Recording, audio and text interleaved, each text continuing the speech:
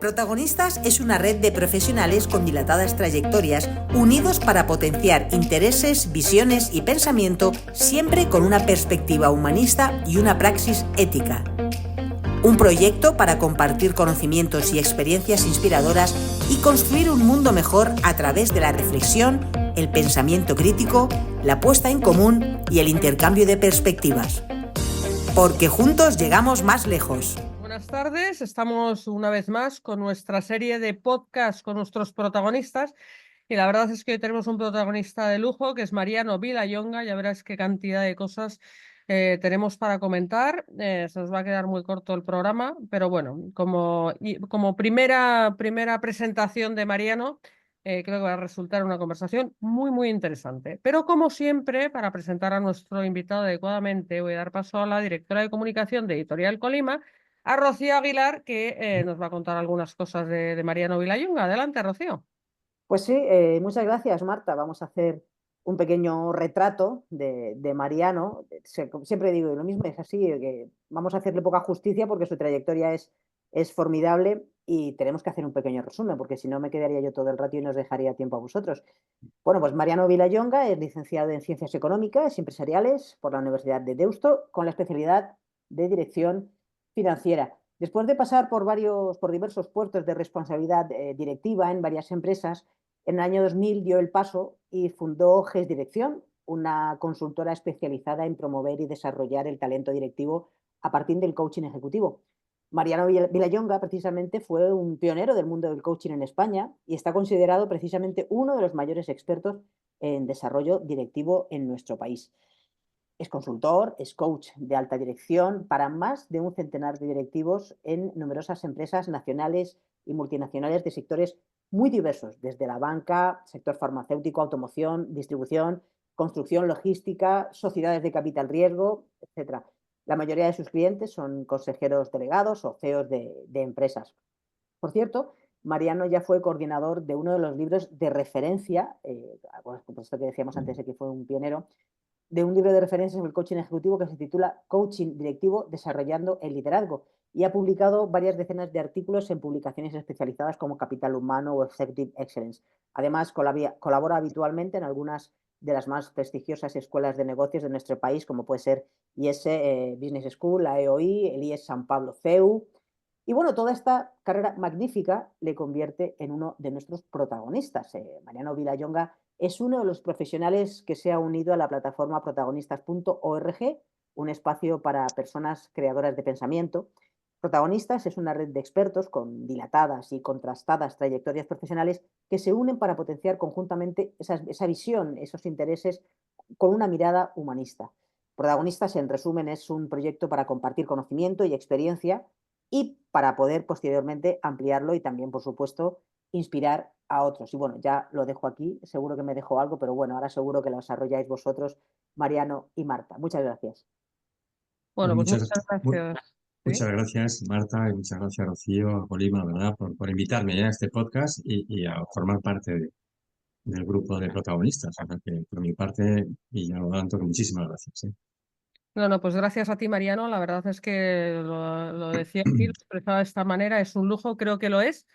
Creo que tienes una cualidad que yo admiro.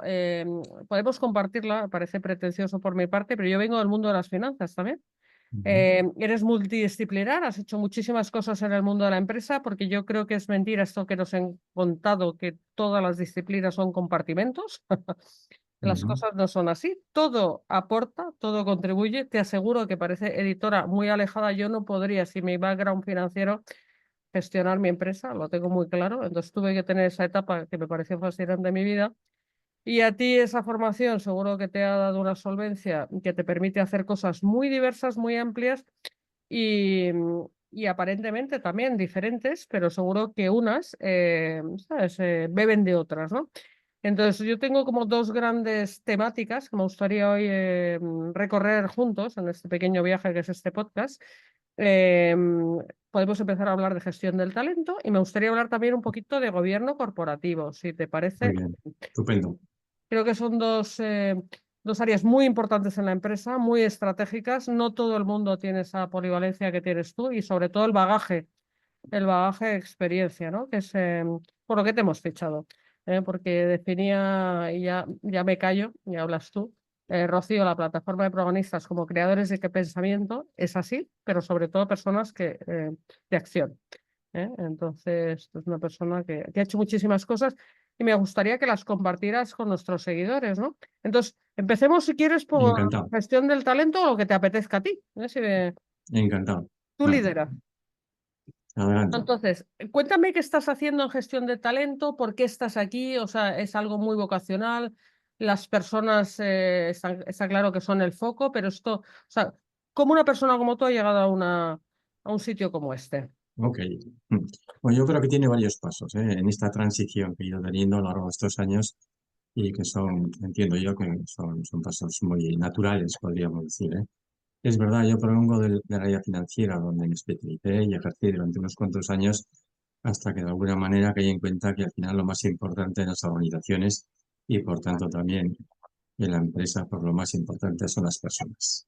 Lo Ujú, más importante y lo más complejo. Y en ese sentido, lo más retador que tiene una persona en una posición de responsabilidad o directiva, ¿no? Bien, entonces di ese paso, pasé de las finanzas a la dirección de personas.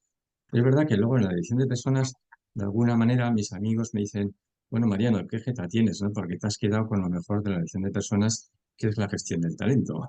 ujú, Y digo, pues es verdad, porque es ese potencial que tenemos todos por desarrollar. Y en ese sentido, pues es muy ilusionante y positivo. Hay otra parte de la dirección de personas bueno, es más dolorosa ¿no? Y un poco más gris, podríamos decir, ¿no? Como son las relaciones laborales. Bien, también es cierto, como antes mencionabas, que yo empecé con el coaching ejecutivo y sí, el primer artículo sobre coaching ejecutivo en España, el primer libro, pues lo tuve la ocasión de escribirlo yo, ¿no? En el 2002, yo creo que fue, 2002, 2003, cuando entonces en España no se hablaba de coaching, no se conocía ni el término ni el concepto. Y, pero con el tiempo me he ido dando cuenta que el coaching ejecutivo, o el coaching profesional en sentido amplio, pues no es más que una palanca de la gestión del talento. O sea, no es un objetivo en sí mismo, sino una herramienta para conseguir que el talento que tienen las personas en la organización les sirva de apoyo para ese crecimiento. Y entonces, por eso, desde hace unos años, yo hablo sobre todo de gestión del talento. Entre otras cosas, porque la gestión del talento, tal y como yo lo tengo descrito en uno de los últimos libros, que se llama así, Gestión del Talento y Desarrollo Organizativo, ahí hablo que existen, hasta donde yo soy capaz de conocer, hasta 25 herramientas o acciones distintas. Y una de ellas es el coaching ejecutivo, ujú. una entre 25. Por tanto, es una herramienta más. Bueno, por tanto, pasé de lo que es el coaching ejecutivo a la gestión del talento. Y en los últimos 5 o 7 últimos años he procurado aplicar esta filosofía al gobierno corporativo, es decir, llevarlo a los consejos de administración. De varias maneras. En primer lugar, perdón, evaluando a consejos de administración. Todos los años mi equipo y yo evaluamos consejos de administración para ver si realmente es un equipo de alto rendimiento o no, Ujú, y a los consejeros, para ver si están haciendo una aportación de valor o no. muy bien. Esta es una práctica recomendada por la CNMV, por la Comisión Nacional del Mercado de Valores, para las empresas cotizadas y, y además cada 3 años tienen la obligación de hacerlo con un auditor externo independiente. Y es ahí cuando nos llaman, para llevar a cabo la evaluación del consejo. Por eso, desde hace unos años, y tengo que decir que de la mano, hombre, de uno de los grandes profesionales en gobierno corporativo a nivel nacional, como es Miguel Ángel Gallo, pues me Ujú, fue introduciendo, ¿eh? No soy de la escuela Miguel Ángel Gallo, que está muy llegado pues, a la empresa familiar, pero sirve para cualquier tipo de empresa que quiera ser eficiente, ¿verdad? Todo el tema del gobierno corporativo y me he ido especializando y, bueno, recientemente, pues, en los últimos años estoy escribiendo artículos, ¿no? Pues para bueno, para un periódico del ámbito económico, como es El Economista, colaboraciones sobre el gobierno corporativo, ¿no? Uno de ellos, por ejemplo, pues es la vida útil del CEO, por ejemplo. O sea, otro de ellos es pues, el papel de los proxy advisors, en las juntas generales de accionistas, bueno, distintos aspectos que entiendo que en gobierno corporativo generan su inquietud. Esta ha sido mi evolución. No, ya veo que tu evolución ha ido guiada por de más interesante a más interesante.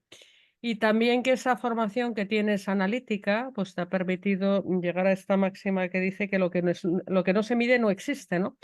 Porque el talento, que es algo tremendamente potente, ¿no? O sea, como concepto, ¿no? Es algo que todos Mm, deseamos, pero es tremendamente escurridizo. mm, Entonces, estas herramientas, de las que has hablado, puede haber hasta 25, no sé si son 25, 250 o 12, pero el intentar de alguna manera gestionar esto, sí. sobre todo tomar decisiones, bueno, parece que realmente en lo que te has llegado a especializar, ¿no? Esa labor Mm, de consultoría que es muy estratégica, desde luego, ¿no? mm. Sobre esto que mencionas, que Sí. dices, ¿no? De la necesidad de medir las cosas, sí, yo lo formulo que lo que tenemos que gestionar hay que procurar medirlo. Porque si no, su gestión puede ser muy arbitraria, ¿eh? Entonces hay que procurar medirlo. Y es verdad que no hay ninguna herramienta que sea perfecta. No existe ni en física cuántica, no existe la herramienta perfecta, y menos en lo que es dirección de personas. Pero esto no quita para hacer un intento de aproximarnos a la realidad. Entonces aquí se nota efectivamente mi formación financiera, porque yo constantemente utilizo herramientas Mm. para medir el compromiso del equipo, para medir la sinergia que genera el equipo, para medir las competencias, por supuesto. Entonces, ahí se me nota un deje, ¿no? Del área financiera porque inmediatamente tiendo a medir las cosas, o por lo menos a buscar una herramienta que me ayude a acceder a la realidad lo mejor posible de la otra persona. Muy bien. Veo que abrazaste, pues como yo, porque a lo mejor somos de la misma quinta, no me voy a arriesgar a decirlo, pero Yo soy del 63. bueno, yo 3 años más joven que tú, pero bastante cerca ya. Ya 3 años después de varias décadas ya no se nota. Y es verdad que yo también me hice coach preliminarmente porque todos los interesados en personas vimos que ahí había mucho potencial de aprendizaje, ¿no? Eh, ¿Qué más herramientas utilizas hoy en día que son tremendamente útiles y que tengan una visión así de conjunto de las Mm, ideas? Sí. ok.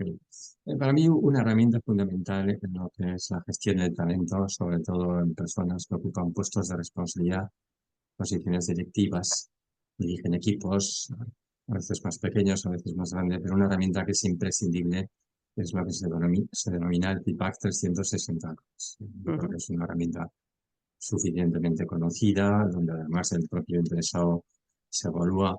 Es para medir, para medir y desarrollar la capacidad de liderazgo, de una persona que está dirigiendo un equipo.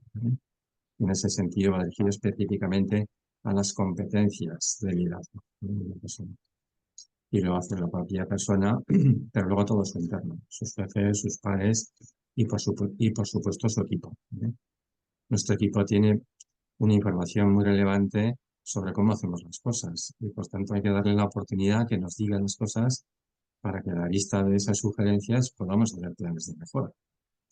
Y hay que darles una oportunidad adecuada, con una herramienta que garantice la confidencialidad y el anonimato, ¿verdad? De esas valoraciones, que tenga una estructura que sea sólida en la definición de los comportamientos y de las competencias, en fin, etcétera. Es una herramienta muy poderosa. Esta es una de ellas que nosotros utilizamos siempre, el feedback 360 grados, porque nos ayuda, en primer lugar, a conocernos mejor a nosotros mismos. Y aquí nos ayuda a conocernos mejor porque elimina lo que llamamos nuestras zonas ciegas, ¿eh? Aquellas cosas que pensamos que hacemos bien y no es así, y al revés, cosas que pensamos que hacemos mal y no es así, en la percepción de nuestro entorno, ¿eh? Y que duda cabe que esa percepción es parte de la realidad, ¿eh? Que hay que acoger y para con ello, efectivamente, tomar conciencia y con ello confeccionar un plan mejor, ¿eh? Bueno, por tanto, una de las herramientas es esta de la evaluación de competencias en 360 grados. Eh, Abreviadamente le llamamos un 360, ¿vale? Hay que hacer un 360 desde mi punto de vista. Es verdad que en esto se me nota un poco mi raíz bilbaína, pero que una persona no puede decir que se conoce en el sentido cabal de la expresión hasta que no ha hecho un 360. A lo mejor después tampoco, pero antes desde luego, ¿eh? intuye, piensa, cree que, pero hombre, constátalo. Y hoy tenemos herramientas que son muy solventes y que garantizan, ¿no?, que ese feedback te va a llegar, ¿no? Bueno, esta es una, ¿eh? Y luego, entonces, a ver, me hablabas de herramientas, ¿no? Y es verdad, yo soy de la opinión que, o sea, un buen profesional lo demuestra sobre todo con su caja de herramientas, ¿eh? Y luego, por supuesto, hay un expertise, ¿eh? Un expertise para utilizar esas herramientas de una manera adecuada. Pero no conviene, entiendo yo, en el coaching ejecutivo, que el foco se ponga en las cualidades que tiene el coach.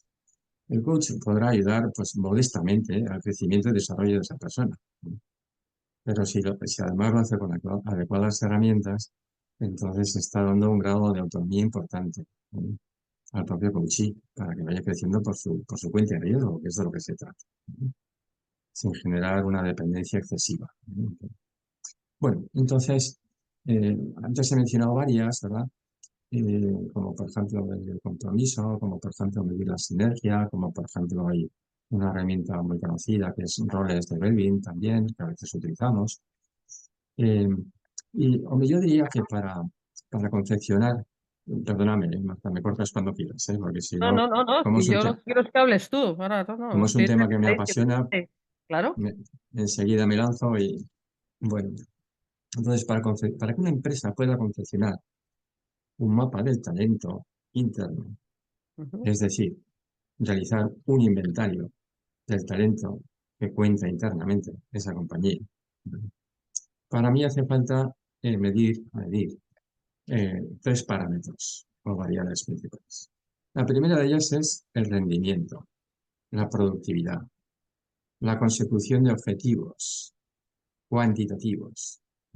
Que luego, si quieres, hablamos un poco de esto, ¿no?, porque sí, va ligado a lo que es la evaluación del desempeño. sí. En segundo lugar, se ocupa un puesto de responsabilidad por su capacidad de gestión o de liderazgo.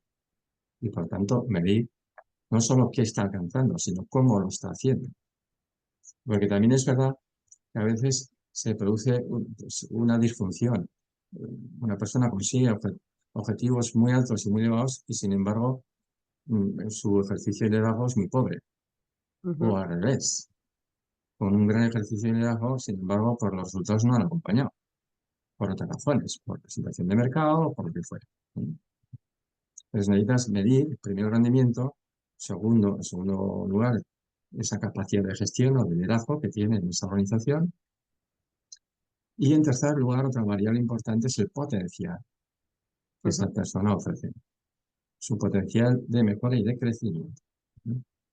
Bueno, con estas tres variables que se pueden cuantificar, el rendimiento, 100% de los objetivos marcados, o el 95% o el 115% de sus capacidades de gestión, que también da un informe que es numérico, ¿vale?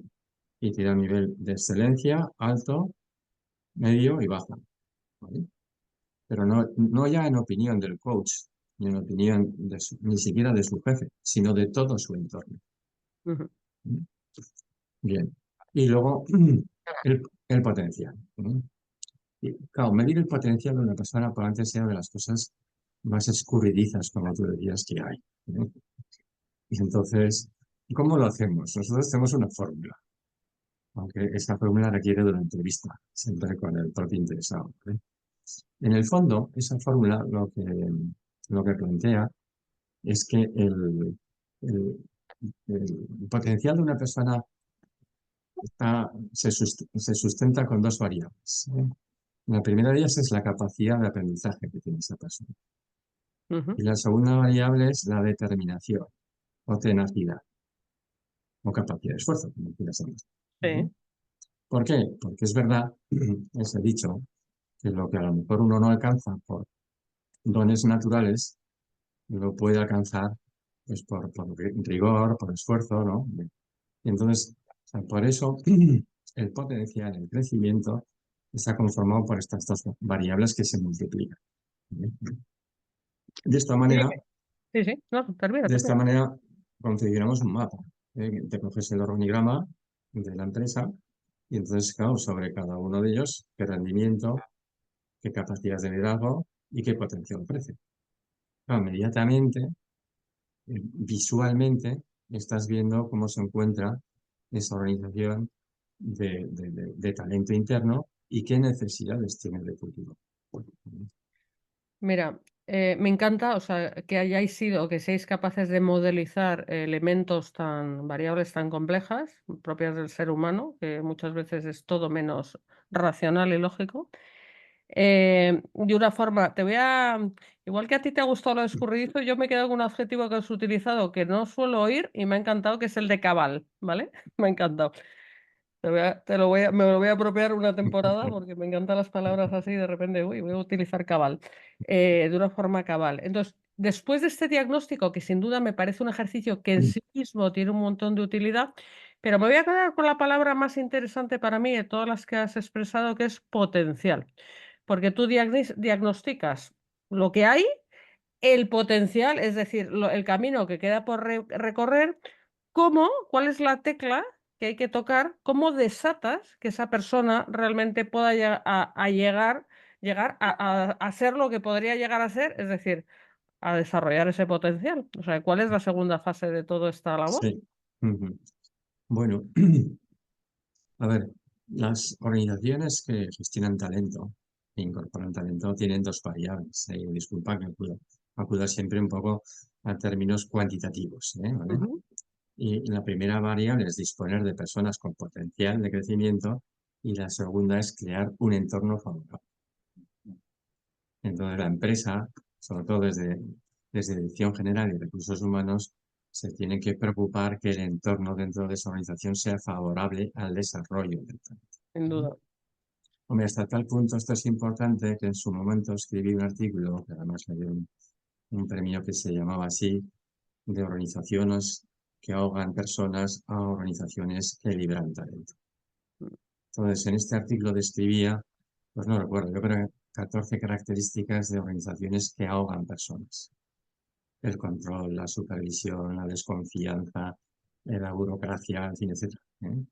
Hasta 14 características de una organización típicamente que ahoga a personas, ¿no? Y luego describe una organización que libera talento, cuáles son las características, ¿no?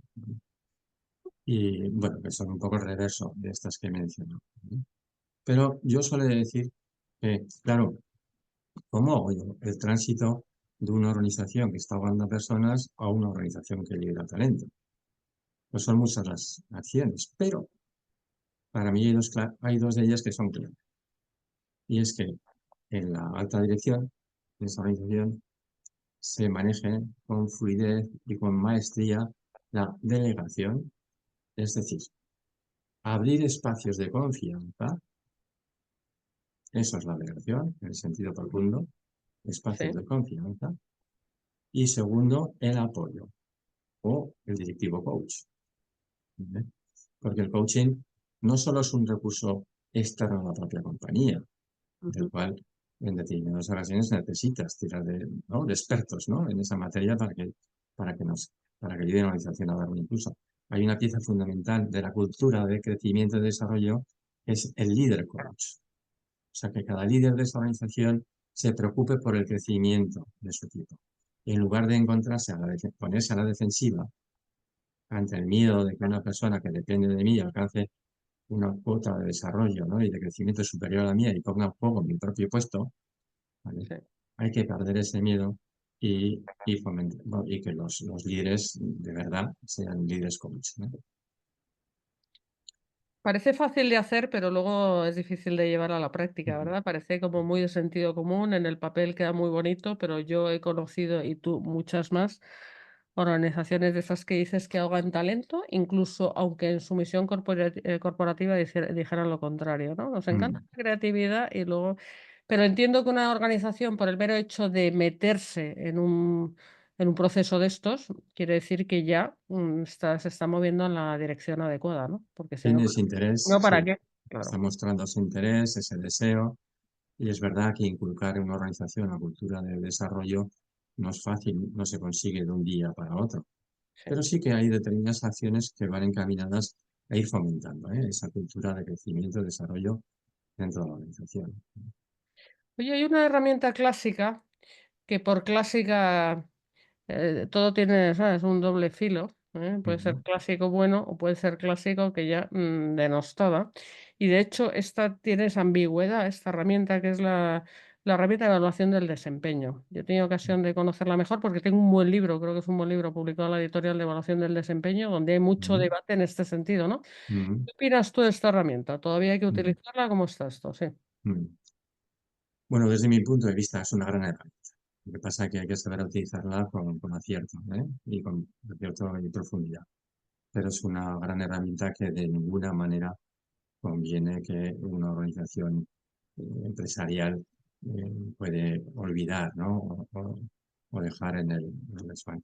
Es verdad que pasamos unos años, yo lo recuerdo también, como tú, Marta, yo creo que fue hace 4 o 5 años, donde sobre todo las grandes consultoras, propiciado esto por las Big Four, o sea, Mm, como estaba de moda el tema del feedback continuo, entonces se fue eh, bueno, menoscabando y fue orillando un poco pues, la evaluación de desempeño.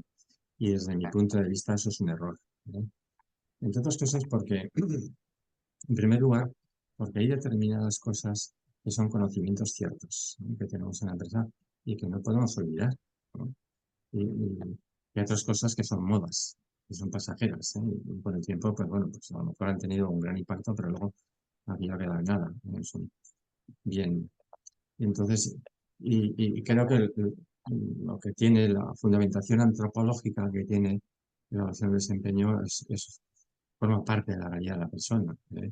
Y es que, oye, es tan sencillo que todos tendemos pues al plano inclinado, ¿no? Y al menor esfuerzo posible, o sea, y esta es una herramienta que nos ayuda precisamente, no solo por eso, ¿no?, sino que además, o sea, todo trabajador tiene el derecho a saber qué se espera de él. ujú. De ahí la edición por objetivos. Oye, de ti espero para este año, es Sí, un derecho que tiene el trabajador. parece justo, sí. Sí. Y además, es verdad que no solo es esto, tiene derecho a recibir una evaluación que sea ecuánime, que Mm, sea justa. Entonces, por un lado, porque se puso de moda el feedback continuo, que es otra realidad muy interesante. O sea, el feedback continuo pues es bueno y es saludable, ¿eh? Pero esto no va en detrimento de la evaluación de desempeño. Y el ejemplo que pongo es, esto es como la contabilidad, donde el contable todos los días hace sus anotaciones, ¿no? Sus contables. Pero esto no quita para que a final de año uno haga balance, porque si no, ¿a dónde vamos? No, ya he ido haciendo anotaciones contables, estupendo, pero tengo que saber cómo queda el cierre, ¿no?, de este año, de esta temporada, ¿no? Por lo mismo ocurre un poco con el feedback continuo y la evaluación de desempeño. Son dos herramientas complementarias y no son excluyentes. muy bien. Y además me ha gustado ese enfoque de que es un derecho de la persona a que le digan para que luego, ¿sabes? Aquello Mm, de quien avisa no es traidor, ¿no? Porque hay gente que mm, se desconcierta en todo en la vida, pero porque está muy perdida, pero seguramente porque el que le podía dar información valiosa no se atrevió a hacerlo o no encontró el momento. mm, O mm, lo que fuera, ¿no? Oye, te voy a poner en el caso más peliagudo. O sea, después de este diagnóstico tenemos esa persona que no está en un óptimo de productividad y está comprometida, en fin, no es adecuada para el puesto. O sea, todo lo peor de lo peor, es decir, lo vamos a calificar de incompetente. ¿Esto cómo se mm. gestiona? O sea, me- Ok. ¿cuál es Mm. el último, sabes? Hombre, Sí. sí, yo te diría a este respecto, Marta, que o sea, la primera incompetencia que tenemos que gestionar es la propia. Insisto que Muy bien. todos tenemos esa tendencia, pues poco a poco, ¿no? Pues en bajar en rendimiento y entonces la primera que hay que acometer es la propia.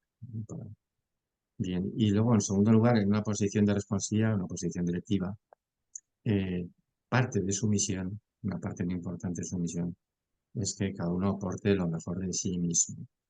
Ujú, En ese sentido, cuando nota que hay incompetencia en algún miembro del equipo, tiene que hacerle frente.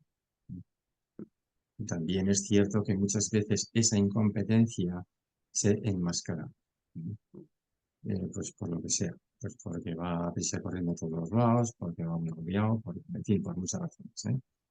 O ujú. porque se escurre dentro del equipo.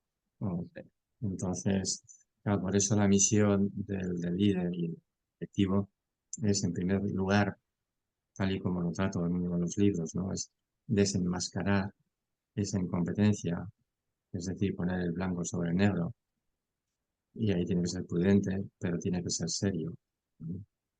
Y en segundo lugar, lo más importante en la función directiva, que es poner a la gente frente a su responsabilidad. Y esa es la misión principal, ¿no?, de un buen líder, ¿no? Sí, seguramente ayude mucho el tener pues eso, un colaborador externo, o sea, como lo que hacéis vosotros, para esas situaciones, como dices, que pueden enquistarse durante años. Parece mentira Mm, las cosas, dices, es que lo sabemos y nadie hace nada porque, o sea, esto de las mm, relaciones humanas es tan compleja y como bien dices, o sea, está tan enmascarado y tan incorporado que a veces, o sea, hasta que no se toca a fondo, que claro, ya hay cosas que ya, ¿sabes?, claro. pasan todos los límites, no se toman decisiones, ¿no? Todo Entonces, el el mundo que lo alguien te sabe. haga verlo, ¿sabes?, con claridad, que tú pues, probablemente lo sepas, la gente no es tonta, pero que alguien te lo cuente asépticamente desde su profesionalidad, Mm, pues ayuda a ver esos mapas situacionales, ahora hablo en general, ¿no?, más claramente, ¿no? mm, mm. Así es. Así. Oye, como ya te has movido al terreno pues del liderazgo, de la dirección, vámonos a los órganos de gobierno, que es una de tus áreas de mayor expertise. Me interesa mucho cómo lo has contado, o sea, todo lo que has aprendido, y además tiene sentido, porque si por arriba las cosas no están bien, no se tienen las ideas claras y no hay esta competencia, este compromiso de todas estas cualidades de las que estamos hablando, por arriba, pues apaga y vámonos, ¿no? Y entonces, cuéntame un poco esta experiencia ahora mismo, cómo estamos en España en temas de consejos, en temas de gobierno corporativa, como además está ahora Sí. como de moda todo el tema de gobierno también, con esto de la Mm, agenda y todo este rollo, ¿no? Cuéntame un poco mm, cómo ves el mm. panorama. Sí. Bueno, en primer lugar, Marta, tal y como yo lo entiendo, a ver, son dos mundos que son distintos, ¿eh? O sea, Sí. por un lado está el mundo ejecutivo, que ha de preocuparse por una buena gestión, es decir, por llevar bien el día a día y el corto plazo, a 1 o 2 años vista. ¿Vale? Y por otro lado está el mundo del gobierno, ¿vale?, que es quien realmente detenta el poder, no podemos olvidar, ¿eh? El poder Sí. porque tiene la propiedad, ¿no? Y por tanto que va a destinar estos recursos o aquellos, o esto o lo más allá. Y su enfoque es mucho más estratégico, pero además tiene que estar dirigido a medio plazo, a 3, 5 años vista. De hecho, aquí ya, o sea, es una distinción importante en cuanto a enfoque. Claro, en el momento que tú mezclas que las personas que forman parte del equipo directivo son las mismas personas que forman parte de la administración, está todo mezclado. Ya no hay garantía de nada. Hombre, Ujú, voy a intentarlo por virtud, pero muchas veces no lo consigo. Entonces, la primera fase es esa diferenciación entre ujú, el órgano propiamente de gestión, el comité de dirección, y el órgano de gobierno, que es el consejo administrativo. sí, Buscar una diferenciación que sea adecuada. Es verdad que luego el segundo paso es buscar una colaboración entre los dos órganos, pero ujú, desde una distinción en funciones, responsabilidades y personas que ejercen una cosa y la otra.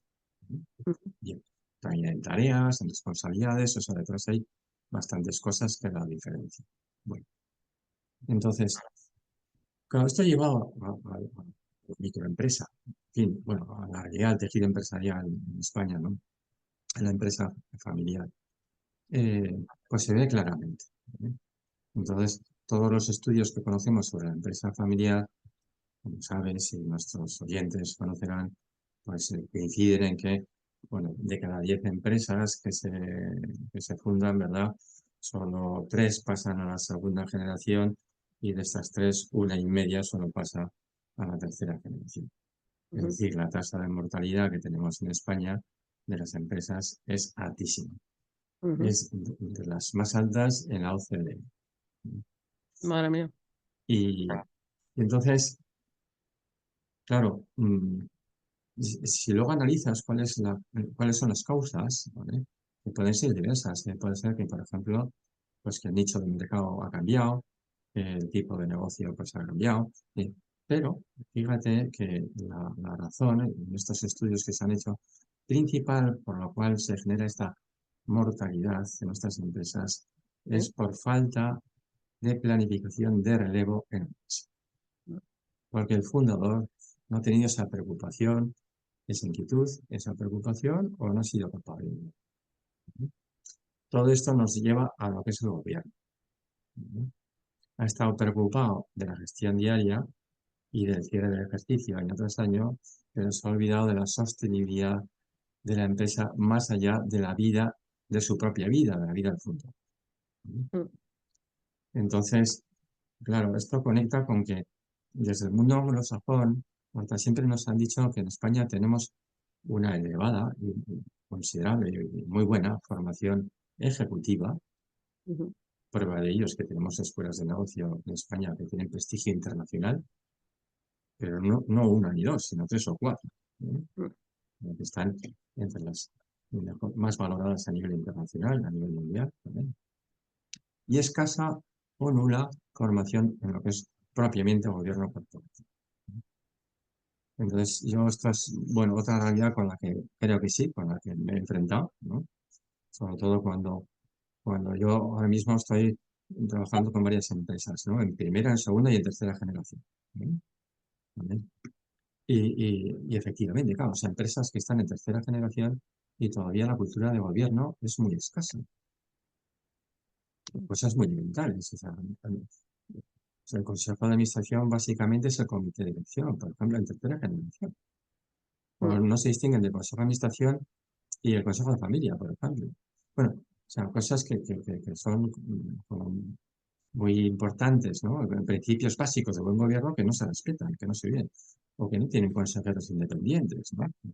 Ujú. Entonces, bueno, todo ello, no sé, nos conduce a esto, ¿no? Tenemos que ir mejorando en lo que es esa capacidad de buen gobierno, ¿eh? en nuestras empresas, ¿sí? A ver, creo que es un tema tan importante lo que estás diciendo que afecta al futuro ya de nuestro país. O sea, ¿cuántas empresas hemos perdido el tejido empresarial? Porque toda empresa tiene una evolución, toda empresa nació siendo pequeña y sí que esta figura del fundador, me lo imagino carismático o por lo menos con una visión, Sí. o sea, una visión muy clara, que se ha dejado la piel, que ha luchado por su familia, etcétera.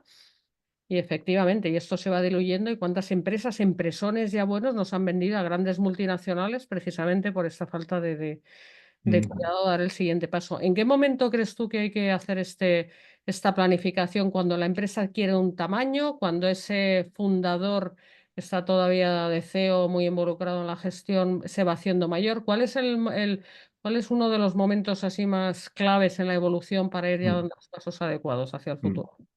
Sí, yo suelo decir que en el momento que la empresa tiene un cierto posicionamiento en el mercado y luego el fundador de verdad ha puesto su énfasis, ¿no? En construir un equipo directivo fuerte Mm, que lleve las riendas ya en el día a día de la empresa sí. para ese ejercicio. Entonces es cuando se tiene que plantear el tema del gobierno.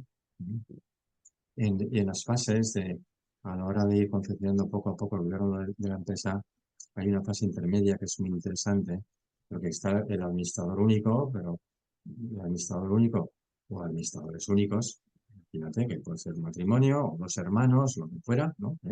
Administradores únicos a un gobierno colegiado, ¿no? Y el primer paso que yo recomiendo, y esto coincido con lo que hay con la literatura, el gobierno corporativo es lo que se denomina el consejo asesor, ¿eh? Ujú, El consejo asesor viene a ser equivalente, diría que exactamente igual que un consejo de administración, pero no está reconocido legalmente. O sea, no está inscrito. ujú. Y en ese sentido no tiene las responsabilidades que tiene un consejero, que las asume como administrador, ¿eh? Sí. Entonces, existe esta figura intermedia precisamente como embrión de lo que en el futuro será un consejo de administración, ¿no? Es una figura muy interesante donde el fundador, el factotum, el que, bueno, pues, oye, de la nada ha ido creando pues, esa organización, y insisto, yo ahora estoy pensando en empresas. Yo estoy en un consejo asesor donde la facturación está por encima de los 350 millones, ¿no? Ujú. Al año, ¿no? Oye, además es industrial, o sea, decir que es una empresa importante, vamos, que no es ningún taller, ¿no? Entonces, esta figura intermedia del consejo asesor es, para mí, creo que es una pieza clave, ¿eh? Para que el propio fundador, de alguna manera, se vaya probando. Porque, claro, pasa por un lado, de decidirlo todo a corto plazo y a medio largo plazo, en completa soledad, ¿vale? A apoyarse en un órgano que es colegiado, ¿eh? Bueno, y apoyarse a tener que reportar que no da tiempo. Te lo dice una Claro, administradora única y soy la mujer orquesta. O sea, que y es ya que da te, pereza reportar. Sí. ya que te cuestionen las decisiones que tú tomas con la almohada, ¿vale? Sí, sí. Entonces, y así es, esa es la función del consejo, ¿vale? Es miembro del consejo, aunque sea un asesor, un consejero asesor, ¿vale? Oye, cuestionar, ¿no? Oye, y esto no lo veo tan claro, no. Vamos a buscar en el estado de mercado, pero a lo mejor ahí encontramos una empresa que tiene mejores características para integrarse en nuestro know-how, en fin, etcétera, ¿no? Entonces, y después de, yo diría que 2 años, o como mucho 3, entonces conviene formalizarlo, ¿eh? En lo que es propiamente un consejo de administración, donde ya su grado de desarrollo es muy elevado, muy interesante, por ejemplo. O sea, una de las funciones indelegables que tiene el consejo de administración es la supervisión, evaluación e impulso del primer ejecutivo, es decir, del consejero de Ujú. esto. Antes lo mencionaba un poco así de pasada, los últimos estudios, sobre todo en Asia y en Norteamérica, pero también en Europa y también en España. La vida útil del consejo delegado, o sea, del primer ejecutivo, cada vez se va haciendo más corta. Antes los nombramientos, los mandatos, en términos, ¿no?, de gobierno corporativo, los mandatos eran, bueno, sine die o para 10, 12 años. Ahora el nombramiento de un consejo delegado se hace para 4 o 5 años. Mm. ¿Vale? Por muchas razones, porque, oye, el escenario económico cambia, está en evolución constante, y luego que el mejor responsabilidad del consejo es contar con el mejor primer ejecutivo para cada momento de la empresa. Entonces, por eso esa labor, que es una tarea indelegable del consejo de las supervisiones principales. Entonces, ahí ya en lo que es un gobierno un poco más avanzado, por eso recomendamos que el presidente no sea ejecutivo, que sea presidente del consejo, además, ¿eh? Ya tiene bastante tomate, podríamos decir, con conseguir que el consejo de administración sea un equipo de alto rendimiento, ¿eh? Mm. Y contar con un consejo delegado, con un consejo delegado que sea el primer ejecutivo, que de alguna manera equilibre, ¿eh? O sea, que haya una cierta compensación de poderes dentro de la para que no se produzca por lo que ocurre sobre todo con el fundador. A ver, es verdad que en España todavía estamos un poco, en fin, estamos un poco en pañales, pero también es cierto, Marta, como yo lo entiendo, que tenemos grandísimos ejecutivos que nos han dado ejemplo. Y Sí, estoy sí. pensando en lo que todos tenemos en la cabeza, en Amancio Ortega. Mm. Amancio Ortega ha tenido toda la evolución posible. Sí, sí, sí. Y entonces, un momento concreto, era presidente, consejero delegado, y luego presidente ejecutivo. Dejó de ser presidente ejecutivo para ser presidente. Y ahora no es que, simplemente es accionista y consejero. Mm. Entonces, un hombre que ha creado semejante emporio. Mm. Entonces, claro, ha tenido la enorme sabiduría de rodearse de los mejores. Mm. Y la modestia para Mm. saber que aquí valgo, aquí no valgo. Mm.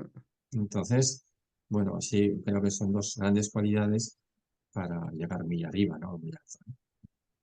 Sí, sí, es un buen ejemplo de cómo hay que ir dando los pasos adecuados. Y me ha gustado esto también de la planificación y anticipar que entre las enormes virtudes, como una de propia de nuestro carácter, como puede ser la improvisación, pues efectivamente improvisación y planificación son dos polos opuestos del mismo continuo. Oye, no puedo evitar preguntarte, como mujer que soy, ahora cuando hablas de los consejos de administración, tu opinión sobre el tema de las cuotas. Mm. Bien, bueno, este es un tema, Marta, voy a hablar con total confianza, ¿vale? Porque entiendo No, que no, por supuesto. A ver, si no lo que podemos nos hablar une, con confianza aquí, imagínate. lo que nos une es ese concepto de persona, ¿vale? Y que las diferencias Luego no te voy a son. decir yo mi opinión también. Claro, eso espero, ¿eh? Eh, entonces, vamos a ver, todo esto obedece, como sabes, a, a una planificación, hablando de planificación, a un impulso que viene del Consejo Económico de la Unión Europea, y luego pues nuestra propia legislación española se ha ido recogiendo esas directivas, ¿no? Y el órgano regulador, sobre todo pues las empresas más reguladas, que son las que cotizan, pues está pues obligando pues bueno, a que haya cuotas, o sea, a que haya proporcionalidad de género. Entonces, bueno, vamos a permitir una reflexión en voz alta a este respecto. A ver, mi opinión es que, o sea, por supuesto que un equipo, una de las características que debe tener para que sea de alto rendimiento es la diversidad. Y este es un principio que está común y pacíficamente aceptado por todos los estudios de management. O sea, eso está fuera de duda. Primera cuestión. Segunda cuestión. Claro, la diversidad tiene múltiples elementos o factores en conocimientos, en experiencias, en cultura, en género, en el tipo de rol que juega uno dentro de un equipo, que si es más investigador o más cuestionador. O sea, hay muchos elementos que componen esa diversidad. Bien. Y entonces todo lo que sea avanzar en diversidad será bueno. Claro, dependiendo del equipo de trabajo que estemos hablando. Y ahora me estoy refiriendo al gobierno corporativo, concretamente a consejos de administración. Pues bienvenido sea. De hecho, en fin, yo una de las cosas que más impulso es diversidad en conocimiento geográfico de mercados, por ejemplo. Porque si tu empresa exporta, pues oye, mira, o sea, necesitas gente experta en otros mercados, ¿no? Que tienes que meterlos en el Bien.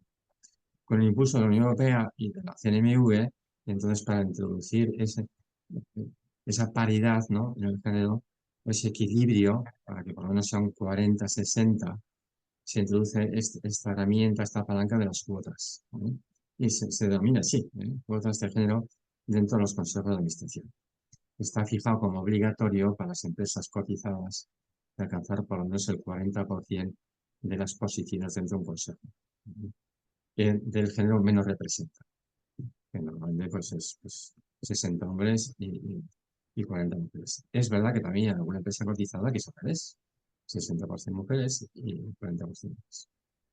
Entonces, bueno, este es un poco el escenario en el que estamos inmersos y me consta, yo estuve, a ver, esta semana, el lunes de esta semana, sí, no, perdona, no es el lunes de esta semana, hace una semana, ¿no? Hace una semana yo tuve una reunión con 33 presidentes de empresa, ¿no?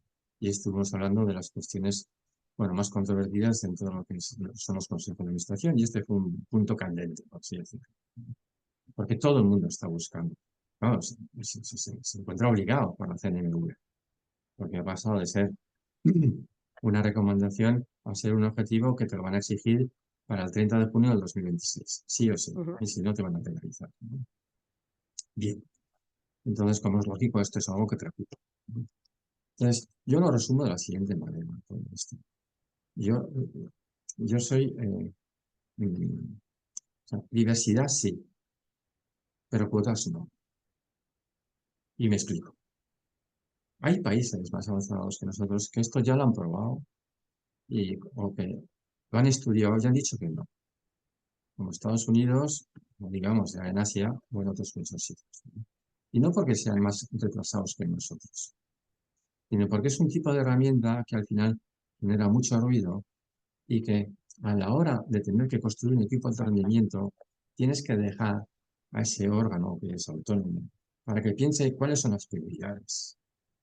Y ya verá él si esa paridad es una de las prioridades o no, ¿no?, a la hora de afrontar el futuro de la compañía. Pero no le obligues a una cosa.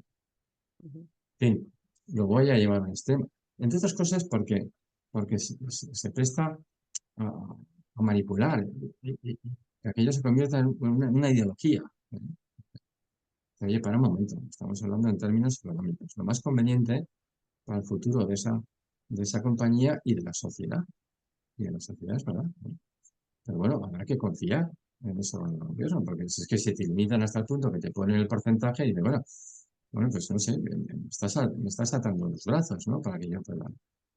Bueno, creo que hay más razones de fondo, ¿eh? Algunas razones antropológicas, ¿eh?, que avalan esto. Diversidad sí, pero cuotas no. O sea, la cuota al final se convierte en una herramienta, en un arma arrojadiza, en una herramienta ideológica y en una batalla, ¿no? Una batalla que no conduce a nada.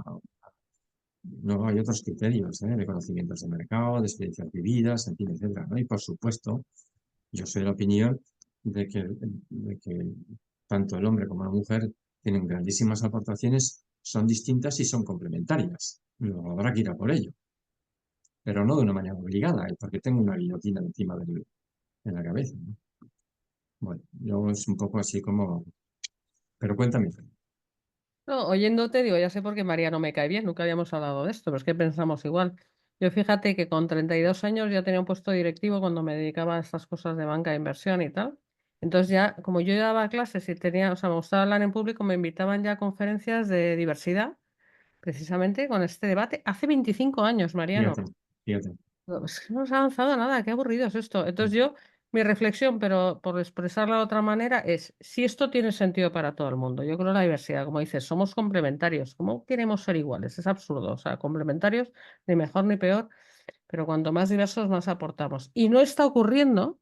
O sea, averigüemos por qué no está ocurriendo las cosas que no tienen sentido y ataquemos las causas de que no esté ocurriendo, porque es verdad que es un dato objetivo que no hay mujeres donde tenían que estar. Pero ¿cuál es la razón? O sea, no se soluciona las cosas empujando y haciendo, ¿sabes? Obligando y además con ese trasfondo que yo comparto contigo, hay otros intereses y Mm. hay otras cosas que, bueno, esto nos da para una conversación de 3 horas más tú y De yo. 3 horas. Sí, yo diría, Marta, o sea, igualdad de oportunidades, ¿eh? Que al final es un camino más largo, pero es más justo. Y imponer cuotas, ¿eh? Que al final es un camino más corto, pero que lleva pues un montón de riesgos, ¿eh? Y un montón de problemas. Entonces, Efectivamente. oye, Todo tiene sus consecuencias. O sea, sí. Yo pero creo que oye, sí. te voy a dejar respirar porque en este programa yo te he dicho, vamos a hablar 1 hora y te ha parecido largo y fíjate que prácticamente hemos consumido el tiempo, pero como yo ya me lo sé, sabía que contigo puedo hablar toda la tarde muy a gusto, pero voy a dar paso aquí para que descanses unos Muy minutillos bien. a Rocío, que tiene una sección de librería y nos va a proponer algunas buenas recomendaciones de lectura, para eso somos editores. A ver, Rocío, ¿qué nos traes hoy? Pues sí, hola de nuevo, buenas tardes. Vamos allá con esas recomendaciones que tenemos preparadas. La primera de hoy es un libro que se titula Gestión del talento y desarrollo organizativo y está escrito por nuestro invitado, Mariano Villayonga. Esta Muchas obra gracias. contiene una exposición muy ordenada de los temas más importantes que conlleva la gestión del talento en la empresa, así como de aquellos modelos y herramientas que se han implementado con éxito para las empresas en sectores muy diversos. Es un libro a medio camino entre la teoría y la práctica porque, aunque nace de las realidades y problemas concretos que tiene toda organización, nos ofrece una visión global de la gestión del talento en la empresa. Mariano Villayonga nos propone en este libro profundizar precisamente en los pilares básicos de la dirección de personas, la gestión del talento, sobre todo ante el tsunami de la transformación digital que estamos viviendo en nuestra sociedad. Así va a ser más fácil, va a ser posible construir un futuro que no solo sea más eficiente, sino que también esté más acorde pues, con las personas y con la dignidad de las personas. Y la segunda recomendación de hoy está editada por Colima y se trata de un libro que se titula La evaluación del desempeño a examen. Este es un libro conjunto de reflexiones de un grupo de profesionales de la función de dirección de personas para aportar un análisis de los SED, los sistemas de evaluación del desempeño, que son los procedimientos que miden de forma objetiva e integral la conducta profesional, las competencias, el rendimiento y la productividad en las empresas. El objetivo final de este libro, la evaluación del desempeño a examen, es proporcionar a los profesionales una nueva perspectiva para gestionar el talento que tienen en sus organizaciones. Es un libro escrito por varios autores, como os decía antes, está escrito por Luisa Izquierdo, Begoña Díaz, Begoña Landázuri, Vanessa Izquierdo, José Luis Risco, Lorenzo Rivarés, Luis Expósito, Rosa Llegue y Carlos Cid y Teresa Cervera, que han sido los coordinadores de este libro. Todos ellos son profesionales de la gestión del talento y de recursos humanos de grandes empresas nacionales y multinacionales. Os recuerdo el título, La gestión del desempeño a examen. Y bueno, estas son las recomendaciones de hoy. Espero que os gusten, que os aporten. Y como siempre, ya sabéis que todos estos libros están en nuestra página web www.libreriacolima.com y si estáis en Madrid nos podéis visitar en nuestra tienda en la calle Covarrubias número 28. Muchas gracias, Rocío. Interesante Fenomenal. recomendación. Leeré tu libro, Mariano, Mm. sin duda. Y yo Que prometo yo leo leer este rápido. desempeño. Sí, sí, está Prometo, muy ¿eh? bien este libro, espero que te guste. Bueno, me gustaría que cerraras tú un poco esta conversación porque A ver, hemos hablado de bastantes cosas. Es verdad que someramente, porque esto da para muchísimo, creo que tienes un trabajo precioso. O sea, sé que estás haciendo algo vocacional. Me gusta la gente que trabaja para cosas que ayudan a otros. O sea, lo siento, yo soy así idealista y tú lo haces desde tu profesionalidad. O sea, no es una ONG, pero las cosas hay que hacerlas con excelencia. ¿Qué más se me ha podido quedar en el tintero en el tiempo disponible de lo que estás haciendo y lo que te gustaría para el futuro, de los retos? O sea, te dejo que elijas aquí para hacer un cierre así de lo que creas para, ¿sabes? Para haber cubierto por lo menos lo esencial. Mm. Bueno, a ver, Marta, yo creo que, o sea, hemos tocado los temas principales, ¿eh? Yo creo que los hemos tocado y es verdad que se pueden profundizar sobre cada uno de ellos, pero hemos hecho un abanico suficientemente amplio, ¿no? Bueno, y una reflexión que lanzaría, creo, en este diálogo de confianza que se ha generado, ¿verdad?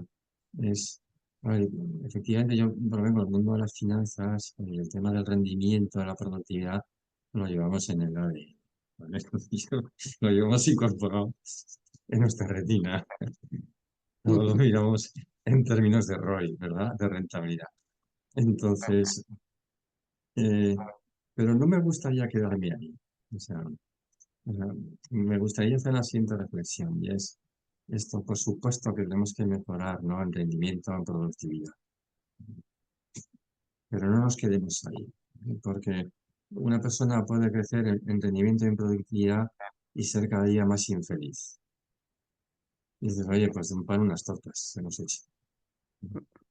Entonces, bueno, con esto, ¿qué quiero decir? Que creo que se pueden conseguir las dos cosas simultáneamente. Desde una adecuada antropología, o sea, desde un adecuado enfoque de lo que es el conocimiento de la persona, el hombre y la mujer. Y solo desde ese enfoque adecuado se puede crecer en estas dos variables, ¿no? Mejorar el rendimiento de productividad y además ir mejorando en satisfacción, sosiego, disfrute. eh, entonces, creo que el esfuerzo hay que hacerlo en ese sentido, ir un poco a análisis de fondo, análisis de fondo de lo que supone realmente el crecimiento de las personas y por tanto de la sociedad, ¿eh? Bueno, me parece un gran mensaje. A veces la presión empuja a los resultados. Tienen que llegar cuando se hace un buen trabajo, pero hay muchas más cosas en una empresa que ganar dinero, ¿no? Muchas más Pues, cosas. Y la realización y la felicidad están por encima de otras consideraciones de todos los que forman parte de las empresas. así es. Ujú. A veces, perdiendo la perspectiva, además, se vuelve contra nosotros, porque mucha gente se da cuenta, algunos antes y otros después, y entonces pegan giros inesperados en sus vidas, que tampoco es eso. Es mejor ponerle cabeza, ser cabal, que me ha Mm. encantado, ser cabal desde el principio. Cabalmente. Cabalmente cabal. Oye, que Mariano, te dije que era un lujo y después de eso, para mí es una oportunidad también tener este tiempo así un poquito más de calidad para hablar con cada uno de vosotros y seguir conociéndoos. Me encanta que estés en la plataforma. Seguiremos hablando y nada, que adelante con todos los proyectos y espero, ¿sabes? Que mucha más gente te conozca también gracias a nosotros, aunque a ti te conoce todo el mundo, pero bueno, siempre habrá alguno que se nos había escapado hasta Por ahora. supuesto. Marta, gracias a vosotros, aquí a Colima, bueno, porque ofrecéis esta oportunidad y ojalá esto que hacemos un poco, pues cada uno de nosotros pueda ser útil, ¿eh? Si al final yo cuando escribo digo, oye, si esto le es útil a alguien en algún sitio y en algún momento, bienvenido sea, o sea, tampoco. Esa es mi aspiración. Bueno, pues fantástico y nada, lo dicho, muchas gracias. Muchas A ti, gracias Marta. a todos los que están contigo, que tú tienes tu equipo, yo tengo el mío, a Rocío, a Ujú. Pilar, a todo el equipo de Colima, a toda la plataforma de protagonistas y su equipo y a todos los seguidores, claro, y hasta Muy el bien. próximo podcast. Gracias, Mariano. Estupendo, Marta. Gracias a ti. Pronto. Un Hasta saludo. luego. Saludos, chao.